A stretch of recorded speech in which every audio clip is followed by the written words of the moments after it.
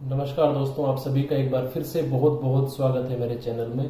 Basically today we are going to start the general principle of management that is in your AO syllabus. ठीक है, एओ के syllabus में ये है। इसमें से आपके 12 क्वेश्चंस आएंगे। ठीक है, 20% उसमें लिखा है, तो आपके 12 questions will be covered from this. तो यदि कोई इन 12 को सही कर देता है तो मान के चलो कि वो काफी आगे निकल जाएगा एओ की जॉब के लिए। तो जो लोग एटीसी की तैयारी कर रहे हैं थोड़ा बहुत इस पे ध्यान दें। फिजिक्स और मैथ तो पढ़ ही रहे हैं, तो साथ साथ में एओ में भी बाजी मार सकते हैं वो लोग। ठीक है, तो मैनेजमेंट बेसिकली क्या होता है? Management is managing things to achieve goals. ठीक है, जैसे कि हम अपने घर का मैनेज करते हैं ताकि मतलब हमारा घर ऊपर पहुंच जाए, काफी मतलब की तरक्की करे। Like that management is managing the things to achieve the goals. Now अब सबसे पहले बात, मैं शॉर्ट में आपको सब कुछ पढ़ाऊंगा ताकि आपके नंबर आ जाए। फालतू की इधर की चिक चिक झिक झिक पढ़ाने की कोई जरूरत नहीं है। Functions of management. मैनेजमेंट के देखो 5 तरह के फंक्शंस होते हैं। पहला फंक्शन है planning, second organisation organising, third staffing, fourth is leadership and the fifth one is controlling. ठीक है, प्लानिंग करना, ऑर्गेनाइज करना फिर उन लोगों को, उसके बाद स्टाफ जो है हमारा उनको भर्ती कराना, वो सब करना, फिर लीडरशिप करना मतलब कि कैसे काम करवाना है अपने नीचे वालों से, कंट्रोल करना, कब किसी को छुट्टी देनी है, क्या करना है क्या नहीं करना है, और उनको हम जो आदेश दे रहे हैं वो मान रहा है नहीं मान रहा तो कंट्रोल कराना उनको। ठीक है, so these are the functions of management. ठीक है, किसी भी कंपनी में हो, चाहे किसी सरकारी नौकरी में हो, गवर्नमेंट में हो, हर जगह मैनेजमेंट चलता है। नाउ आपको ये सब याद करना है। आप पूछ लेंगे which of the following is not the management function. ठीक है, तो आपसे पूछ लेंगे तो आपको 3 ऑप्शन मिल जाएंगे, एक कोई और दे देंगे, तो आपको याद होना चाहिए। Now managerial skills. ठीक है, जैसे कि मैनेजमेंट हमने पढ़ा है फंक्शंस, इसी तरह से मैनेजेरियल स्किल्स होते हैं। जैसे हमारे अंदर होते हैं ना पर्सनल स्किल्स, इसी तरह से मैनेजमेंट करने की भी स्किल होते हैं। किसी में क्रिकेट खेलने की स्किल होते हैं। तो managerial skills there are 4 skills required for administrators. Administrators कौन होते हैं? जो पूरा प्रशासन को चलाते हैं। एक तरह से बड़े, सबसे बड़े मैनेजर वही है ना किसी जिले का। जो कलेक्टर है वो क्या है? सबसे बड़ा एडमिनिस्ट्रेटर है उस जिले का।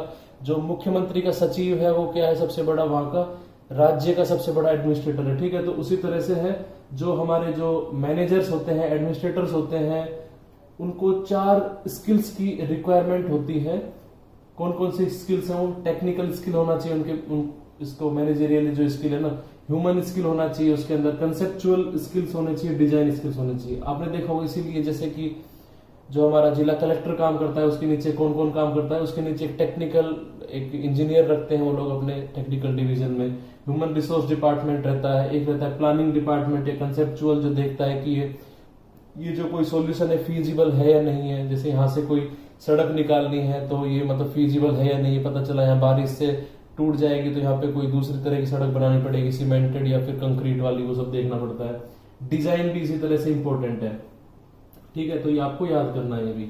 उसके बाद आता है the aim of all managers should be to create surplus. ठीक है, जैसे कोई भी मैनेजर्स होते हैं ना जो बेसिकली, जैसे कि कंपनी में मैनेजमेंट में है कोई लोग, तो उनका टारगेट क्या है कि उत्थान करना। मैंने बताया था ना, टू अचीव द गोल्स। तो ये आ सकता है आपको मतलब कि एक क्वेश्चन की aim of all manager should be to create, option आ जाएगा सरप्लस, ऑप्शन बी में कुछ दे देंगे, सी में कुछ दे देंगे, तो आपको सरप्लस टिक करके आना है। ठीक है, so now will see the next. Trends should be considered in management. ठीक है, ट्रेंड्स जो होते हैं ना मार्केट में, जैसे बोलते हैं ना ट्रेंड में चल रहा है ये चीज। ठीक है, तो ट्रेंड्स जो होते हैं that must be considered for the management. ठीक है, जैसे कि आपके पास मान के चलो कोई एक गांव के अंदर आपकी है या फिर सिटी के अंदर है आपकी, क्या है, एक कपड़े बेचने की दुकान है आपकी। ठीक है, उसमें क्या आप कर रहे हो कि आप टेक्नोलॉजी जो है वो इम्पोर्टेंट है, ग्लोबलाइजेशन इम्पोर्टेंट है, आपका जो एंटरप्रेन्योरशिप है वो भी इम्पोर्टेंट है। ठीक है, यदि आपने टाइम के साथ आपने उस दुकान को अपडेट नहीं किया, जैसे अभी आजकल सभी कस्टमर्स क्या करते हैं, ऑनलाइन पेटीएम, गूगल पे, फोन पे से पैसे देते हैं। यदि आप उसको अपडेट नहीं करोगे, धीरे धीरे आपको परेशानी होगी। लोग बोलेंगे उसके पास तो यार कैश ही लेता है वो, तो मैं तो दूसरी दुकान पे चला जाऊंगा। ठीक है, लाइक दैट आपको जो टेक्नोलॉजी है वो एक्सेप्ट करनी पड़ेगी, जो मार्केट में ट्रेंड है आपको अच्छा मैनेजमेंट करने के लिए। Like that you have to accept the globalisation, जैसे कि कंपटीशन बहुत ज्यादा है, दूसरे दुकान वाले डिस्काउंट देना, आपको प्रमोशंस देना उनको, और अट्रैक्ट करने के लिए कुछ ऑफर्स देना आपको बहुत जरूरी है। साथ ही साथ में एंटरप्रेन्योरशिप भी जरूरी है। एंटरप्रेन्योरशिप मतलब कि कोई आदमी है जो मतलब कि आपके साथ जुड़ सकता है, या फिर कोई ऐसा आप स्टार्टअप करना चाहते हैं, तो मतलब कि ये सभी आपको ट्रेंड्स जो है मार्केट में वो ध्यान रखने पड़ेंगे उसके लिए। ठीक है, तो ये 3 चीजें आपको इंपॉर्टेंट है ट्रेंड्स के लिए। पूछा जा सकता है मार्केट के ट्रेंड्स कौन कौन से हैं जो कंसिडर करने चाहिए for the good management. So technology, globalisation and the entrepreneurship. Now the productivity देखो आपको पता है, जैसे कि मैंने पढ़ा तो मेरी प्रोडक्टिविटी होनी चाहिए पढ़ाई में, मतलब कि मैंने पढ़ा तो मुझे आउटपुट मिलना चाहिए, that is your productivity. Means input कुछ दिया है तो you have to get some output, otherwise you are not productive. So employees effectiveness and efficiency in individual और ऑर्गेनाइजेशन परफॉर्मेंस। ठीक है, बहुत ही सिंपल है। तो इफेक्टिवनेस मतलब क्या होता है, अचीवमेंट ऑफ गोल्स। ठीक है, आपके गोल्स अचीव हो रहे हैं नहीं हो रहे, that means you are effective. And the efficiency means आपकी इनपुट एंड आउटपुट कितनी है, मतलब यदि मिनिमम आपकी इनपुट है, आउटपुट आपकी मैक्सिमम है, that means you are very efficient. मतलब आप 2 घंटे पढ़ के भी एटीसी में सिलेक्शन पा लेते हैं, इसका मतलब है you are very very efficient. ठीक है, तो ये प्रोडक्टिविटी होना चाहिए आपका जो मैनेजमेंट है उसको इस तरह से मैनेज किया जाए। अब आता है मैनेजमेंट वर्सेस एडमिनिस्ट्रेशन। ठीक है, जैसे कि मैनेजमेंट हम बोलते हैं, जैसे कि मैंने अभी एक एग्जांपल दिया था जिला कलेक्टर का, तो एक्चुअली बेसिकली वो एडमिनिस्ट्रेशन का एग्जांपल है। मैनेजमेंट उससे मिलता जुलता है, लेकिन कुछ उनके अंदर डिफरेंसेस भी होते हैं। तो मैनेजमेंट में बेसिकली एडमिनिस्ट्रेशन से क्या डिफरेंस है, that is upon performance wise देख सकते हैं। देखो मैनेजमेंट में है ना, परफॉर्मेंस को ज्यादा मोटो दिया जाता है। जैसे मैं हूं तो मेरे को भी मेरे जो मैनेजर हैं, ज्वाइंट जीएम, डीजीएम, वो बोलेंगे कि तुम और थोड़ा ऐसे करो, ट्रेनिंग देते हमें, ऑन जॉब ट्रेनिंग देते, ताकि मतलब कि मेरी परफॉर्मेंस के अंदर इंक्रीजमेंट हो। ठीक है, इंक्रीमेंट हो। लेकिन जो एडमिनिस्ट्रेशन में लोग होते हैं वो लोग क्या करते हैं, सरकार को चलाते हैं या फिर जैसे रूल्स पॉलिसीज बनाते हैं, तो वो लोग क्या करते हैं, गवर्नेंस का टाइप होते हैं। मैनेजमेंट में स्किल को देखा जाता है कि आपके अंदर कितना कैसा स्किल है, स्किल को उभारो और भी ज्यादा। जैसे कि मुझे मतलब कि अब 17,000 फीट तक के पायलट से मैं बात कर सकता हूँ, तो मुझे बोलेंगे ठीक है अब तुम जो अपने ओशियनिक कंट्रोल सेंटर जो है वहां पे भी आप कंट्रोलिंग स्टार्ट करो, and you have to control for radar vectoring also. ठीक है, तो वो भी आपको करना पड़ेगा। तो स्किल्स डेवलपमेंट होता है। मैनेजमेंट एडमिनिस्ट्रेशन में कुछ नहीं है, अभी इस जिले का कलेक्टर है दूसरे जिले में ट्रांसफर कर देंगे, उससे उसमें कर देंगे। ठीक है, हर जगह वही जिला, वही क्वार्टर, सब कुछ वही। ठीक है, तो दोनों में फर्क है। ये मतलब आइडियोलॉजी पे वर्क करते हैं, इनके अंदर मतलब कि स्किल बेस्ड काम कम होता है। आइडियोलॉजी जैसे कि मतलब चाहे तो ये लोग क्या कर सकते हैं, जैसे कि कोई सड़क बनवानी है तो उसके लिए वो एप्लीकेशन लिखेंगे, वो उसको फॉरवर्ड करेगा, फिर वो वापस जाएगी, वो उसमें कोई एक चीज की कमी आ गई। So now we'll see there are 2 persons which are very famous for the management principles. First one is Henry Fayol. Henry Fayol is known as father of general management. इन्होंने 14 प्रिंसिपल्स अपने दिए थे, उनके बारे में हम पढ़ेंगे।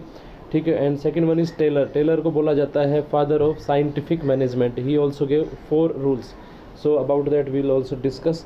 ठीक है, so first one is Taylor scientific management. इन्होंने 4 अपने थंब रूल दिए थे। 4 रूल्स में क्या था, पहले बताया था कि जो बेसिक हमारे प्रिंसिपल्स है, थंब रूल्स है, उनकी जगह साइंस यूज होनी चाहिए ऑर्गेनाइजेशन में। दूसरा इन्होंने बताया कि हार्मोनी को इंट्रोड्यूस करना चाहिए इन प्लेस ऑफ डिस्कॉर्ड से।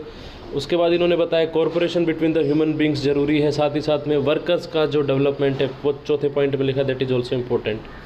जो हमारे फेयोल साहब थे, उन्होंने 14 प्रिंसिपल दिए थे, जिनमें डिवीज़न ऑफ लेबर हो गया, अथॉरिटी, डिसिप्लिन बना दो, जैसे कि एक एटीसी डिसिप्लिन हो गया, एक सीएनएस डिसिप्लिन, एक एचआर, एक सिविल, लाइक दैट। ठीक है, उन्होंने बताया कि एक सेंट्रलाइज बना दो, जैसे सीएच को हमारा हेडक्वार्टर बना दिया। हियरार्की होनी चाहिए, एक असिस्टेंट मैनेजर हो, उसके ऊपर जॉइंट जीएम लाइक दैट, है ना, ताकि मतलब कि एक दूसरे को संभाल सकें, एक दूसरे को अपन काम करवा सकें। तो इन्होंने फेयोल ने दिया था, आपको पता होना चाहिए। अब आप बात करते हैं management and society, external environment, उसमें सोशल रिस्पॉन्सिबिलिटीज़ क्या है कंपनीज़ की, and the ethics involve in the management. अब इसकी बात करेंगे।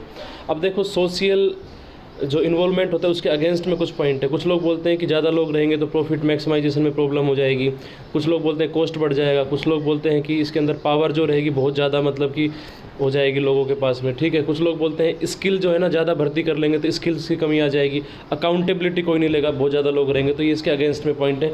इसके फेवर में पॉइंट है सोशल इन्वॉल्वमेंट में कि पब्लिक एक्सपेक्टेशंस बढ़ेगी, लोग हर आदमी चाहते हैं, उम्मीद करना कि मैं इसमें जाऊँ। इसी तरह से पब्लिक इमेज बेटर होगी, एनवायरनमेंट अच्छा होगा, बैलेंस बैलेंस होगा पावर का, और स्टेक होल्डर्स जो होंगे उनका इंटरेस्ट भी बढ़ेगा कि बहुत ज़्यादा लोग हमारी कंपनी से जुड़े हैं। अब बात करते हैं सोशल रेस्पॉन्सिबिलिटीज़ ऑफ मैनेजर, जिसके अंदर एक पॉइंट आता है CSR। CSR की फुल फॉर्म होती है कॉर्पोरेट सोशल रेस्पॉन्सिबिलिटीज़, ठीक है। और सोशल रेस्पॉन्सिबिलिटीज़ की इसमें दे रखी है, आप पढ़ सकते हैं।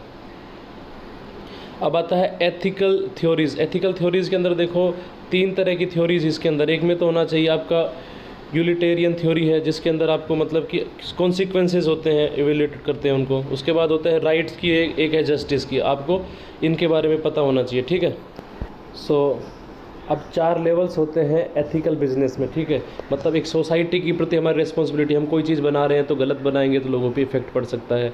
स्टेक होल्डर्स के लिए यदि हम कोई गलत डिसीजन लेते हैं अपने बिजनेस में तो हमारे जिन्होंने पैसे इन्वेस्ट कर रखे हैं उनको प्रॉब्लम हो सकती है। इंटरनल पॉलिसी मतलब कि प्रमोशंस वगैरह में गड़बड़ नहीं करें क्योंकि किसी को नुकसान हो सकता है। पर्सनल मतलब किसी को निजी रूप से नुकसान नहीं पहुँचना चाहिए, तो ये एथिक्स है।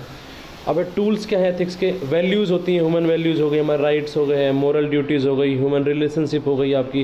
कॉमन मोरालिटी होती है, किसी को हमने प्रॉमिस किया है भाई ठीक है तेरा ट्रांसफ़र कर दूंगा, या फिर कुछ मतलब कि एक दूसरे के प्रति रिस्पेक्ट है, तो ये सब एथिक्स के पार्ट है। तो ये बिज़नेस में बहुत ज़्यादा ज़रूरी है, इन पे बिज़नेस टिका होता है। अब फैक्टर्स दैट में रेज एथिकल स्टैंडर्ड, कौन कौन से फैक्टर्स जो एथिकल स्टैंडर्ड्स को बढ़ा सकते हैं? That is public disclosure, publicity, किसी चीज़ की पब्लिसिटी कर दो, ये सब साबुन है जो बेकार है तो मतलब लोग उसको नहीं खरीदेंगे, कमी बता देंगे, तो मतलब उसकी पब्लिसिटी ज़रूरी है। गवर्नमेंट के रेगुलेशंस उसके अंदर ज़रूरी है, एजुकेशन ज़रूरी है, उसके अंदर जनता का इंटरेस्ट ज़रूरी है। अब आता है definition of whistle blowing. Whistle blowing देखो एक शब्द है, पेपर में पूछा जा सकता है व्हाट इज़ विसिल ब्लोइंग। तो कोई भी आदमी किसी गलत काम के प्रति जब आवाज़ उठाता है तो उसको बोलते हैं विसिल ब्लोअर्स। जैसे कि नर्मदा नदी के डैम बन रहा था तो कुछ लोग मतलब कि गांव वालों को बहुत नुकसान था, पानी बढ़ता, बाढ़ आती, तो कुछ लोगों ने आवाज़ उठाई थी उसके प्रति, तो that is they are whistle blowers. So this was lecture number 1 for general principle of management. अभी AO के लिए और भी मैं लेक्चर डालूंगा मैनेजमेंट के, आपको छोड़ना नहीं है, पढ़ के